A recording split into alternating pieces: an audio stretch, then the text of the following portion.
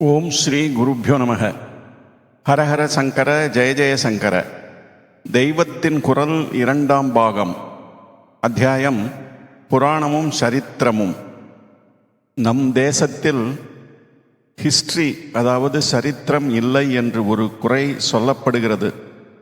புராணம் சரித்திரம்தான். ஆனாலும் இக்கால படிப்பாளிகள் கிறிஸ்துவுக்கு பிற்பாடு ஒரு 2000 வருஷத்துக்குள் நடந்தது தவிர மற்ற எதையும் புராணங்களில் சொல்லி இருப்பவைகளை ஹிஸ்டரியாக மதிப்பதில்லை. புராணங்களில் ஏதோ கொஞ்சம் உண்மை இருக்கலாம் என்று தங்கள் ஆராய்ச்சியில் தெளிவதாக சொல்லிக்கொண்டு தங்களுக்கு பிடித்த ஆரிய திராவிட பிரிவினை கொள்கை மாதிரியான பொய் விஷயங்களுக்கு மட்டும் புராணங்களில் ஆதாரம் இருப்பதாக காட்டிவிட்டு பாக்கி அதில் வருகிற அற்புதமான விஷயங்கள், அதாவது மிரக்கிள்ஸ், அதீந்திரியமான விஷயங்கள், அதாவது சூப்பர் நேச்சுரல் எல்லாம் கட்டுக்கதை, புழுகு மூட்டை என்று தள்ளிவிடுகிறார்கள்.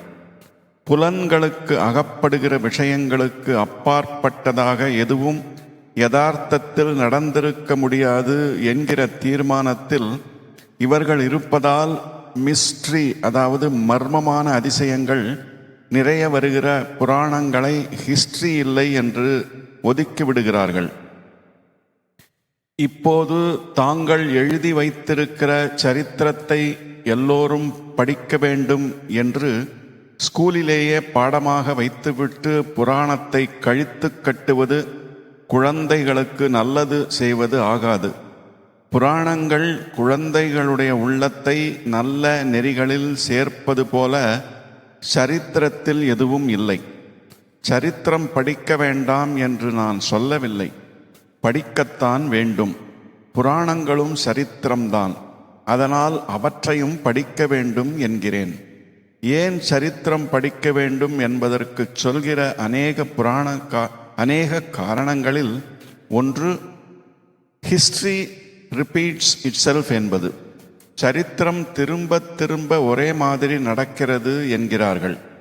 அதனால் பூர்வத்தில் எப்படி நடந்தது என்று தெரிந்து கொண்டால் அதிலிருந்து இனி எப்படி நடக்கும் என்று தெரிந்து கொள்ளலாம். பூர்வத்தில் நடந்ததிலிருந்து எதிர்காலத்துக்கு படிப்பினை பெறலாம். இப்படி சூழ்நிலை உருவாகி கொண்டு போனால் யுத்தம் ஏற்படும், ஜனங்களின் வாழ்வு கெட்டுப்போகும், ஒரு பெரிய நாகரிகமே விழுந்துவிடும் என்பது சரித்திரத்தை பார்க்கும்போது தெரிகிறது. இதனால் அதே மாதிரியான சூழ்நிலைகள் இப்பொழுது உருவானால் அவற்றை முதலிலேயே உஷாராக இருந்து தடுத்துவிட ஏதுவாக இருக்கும். இது சரித்திரத்தின் ஒரு பிரயோஜனம் என்கிறார்கள். கல்பத்துக்கு கல்பம் ஒரே மாதிரியாக சம்பவங்கள் நடக்கின்றன.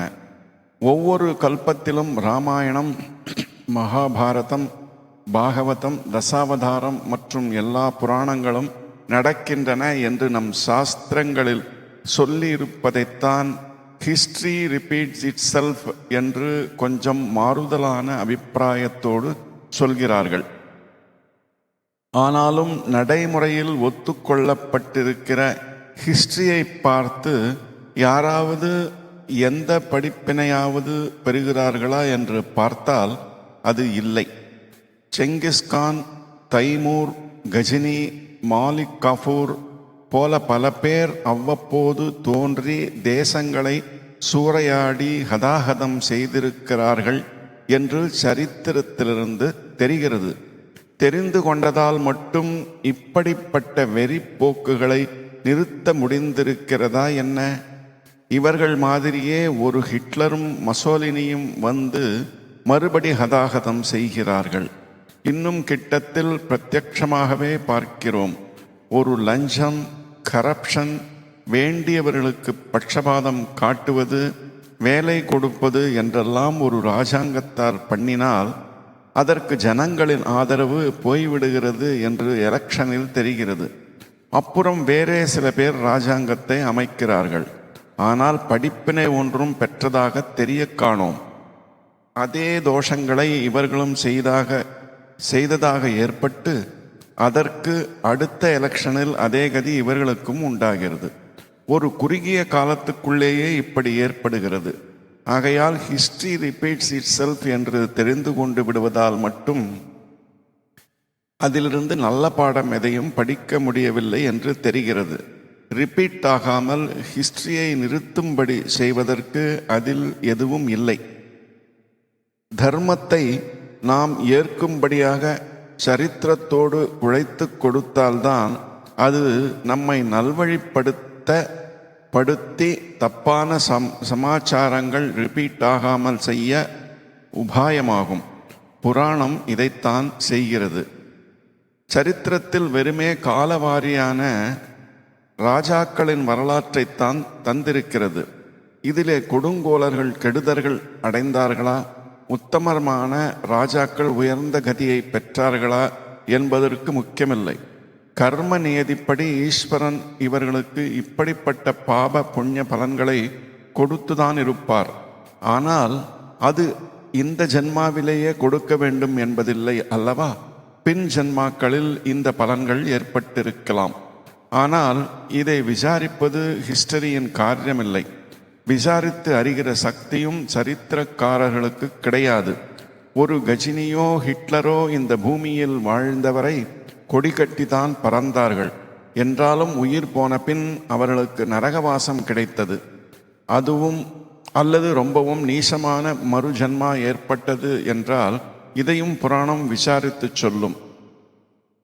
புராண கர்த்தாக்களுக்கு அந்த சக்தி உண்டு. இதை சொல்கிற லட்சியமும் உண்டு. ஹிஸ்டரி நிபுணர்களுக்கு இந்த இரண்டும் இல்லை. அதனால்தான் ஹிஸ்டரியை பார்க்கிறவர்களில் அநேகரின் ஜீவிதத்திலிருந்து பாப புண்ணியங்களை நாம் படிப்பினையாக பெற முடிவதில்லை. இந்த அத்தியாயத்தின் தொடர்ச்சியை நாளை காண்போம். ஓம் சாந்தி சாந்தி சாந்தி.